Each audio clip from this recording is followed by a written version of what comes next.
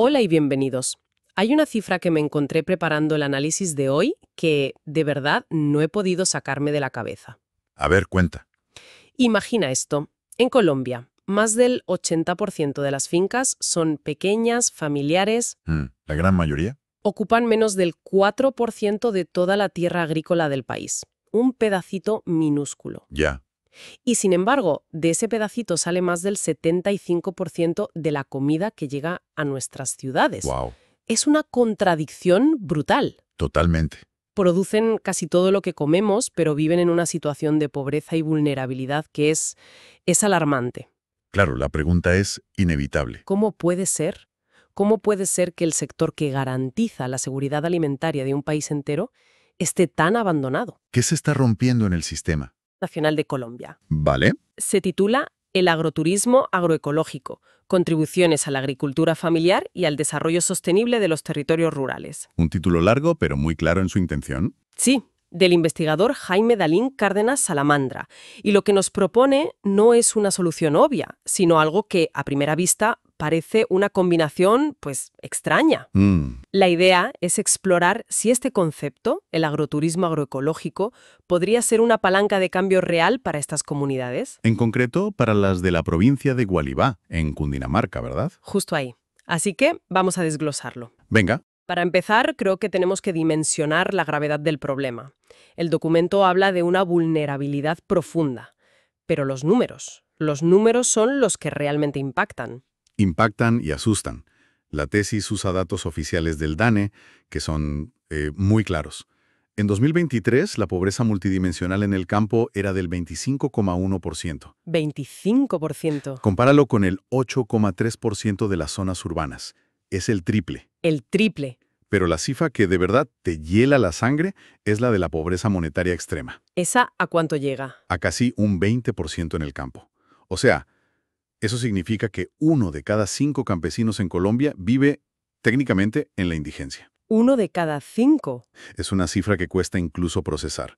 Y la tesis supongo que conecta esto directamente con el acceso a la tierra. A la tierra, exacto. Ahí está la raíz estructural del problema. Los números de la distribución de la tierra parecen de otra época.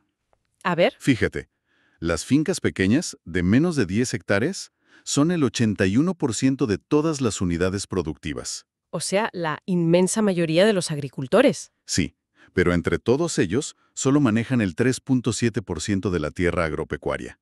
Espera un momento, ¿y el resto de la tierra? ¿Dónde está el 90 y pico por ciento restante? Pues en el otro extremo. Las fincas ligantes, de más de 500 hectáreas, son apenas el 0,4% de las unidades. Un grupo minúsculo. Ya. Pero ese pequeño grupo concentra casi el 74% de toda la tierra. 74%, vaya. Con ese dato, todo lo demás empieza a tener sentido. Es una de las distribuciones más desiguales del mundo. Pero la investigación no se queda solo en las cifras, ¿verdad? Menciona otros desafíos. Precios injustos Los costos altísimos de los insumos. y algo muy interesante que menciona, la fragmentación familiar y una cultura anticampesina generalizada en la sociedad. ¿Una cultura anticampesina? ¿A qué se refiere exactamente con eso? Pues se refiere a una percepción social que devalúa el trabajo y el estilo de vida del campo, que lo ve como algo atrasado, pobre, algo de lo que hay que salir. Claro, y eso desmoraliza, especialmente a los jóvenes. Muchísimo, y dificulta la transmisión de conocimiento entre generaciones. De hecho, el autor usa un concepto del académico Jan Douwe van der Ploeg que lo resume todo de forma muy potente. ¿Cuál es? La estrangulación de la agricultura. La estrangulación. Es una imagen muy fuerte. Lo es, porque describe un sistema que no solo los empobrece económicamente, sino que los va asfixiando poco a poco, marginándolos del poder social, político y económico. A pesar de que, irónicamente, son ellos quienes nos alimentan. Justo. Frente a un panorama tan desolador, uno esperaría soluciones, no sé, como subsidios o reformas agrarias, pero la tesis da un giro inesperado. Sí, y combina dos conceptos que no solemos ver juntos. Agroturismo y agroecología. ¿Cómo se conectan exactamente? Pues es una conexión que busca atacar el problema desde varias aristas a la vez.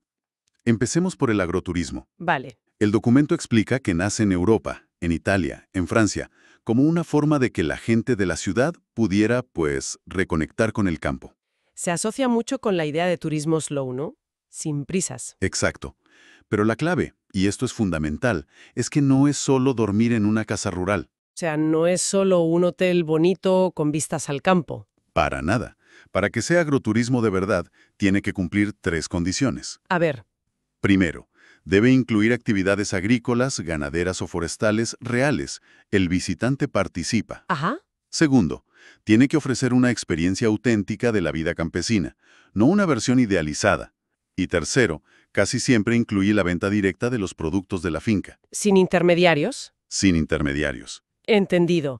Entonces la actividad agrícola no es un decorado, es el centro de la experiencia. Eso es. Ahora, ¿dónde encaja la segunda palabra, agroecología?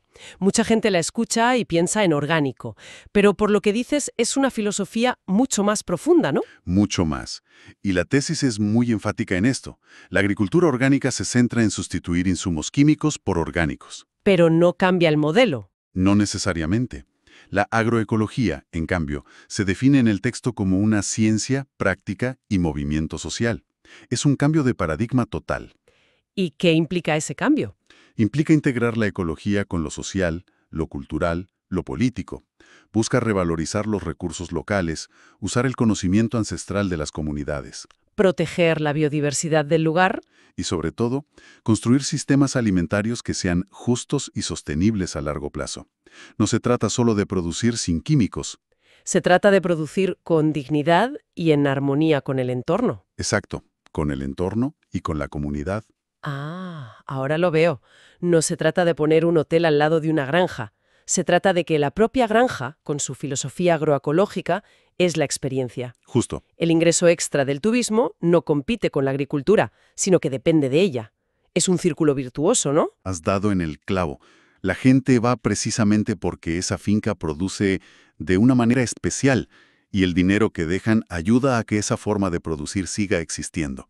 Es una forma de diversificar los ingresos sin abandonar ni traicionar la actividad principal. Que es y debe seguir siendo la producción de alimentos.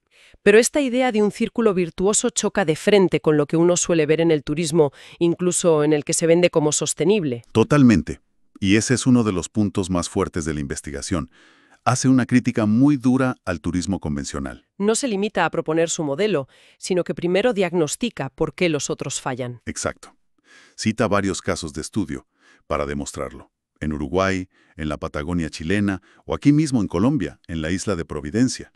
Y en esos casos, ¿qué pasa? ¿Qué es lo que se pierde exactamente cuando llega el turismo masivo? Por ejemplo, la música tradicional, que tenía un rol social, comunitario, empezó a adaptarse para sonar más comercial en los hoteles. Ya veo. O las prácticas de pesca sostenible se vieron desplazadas por la demanda de los restaurantes, que pedían ciertas especies todo el año, rompiendo los ciclos naturales. El problema de fondo es que ese modelo adapta la cultura local a las demandas del turista. Exacto.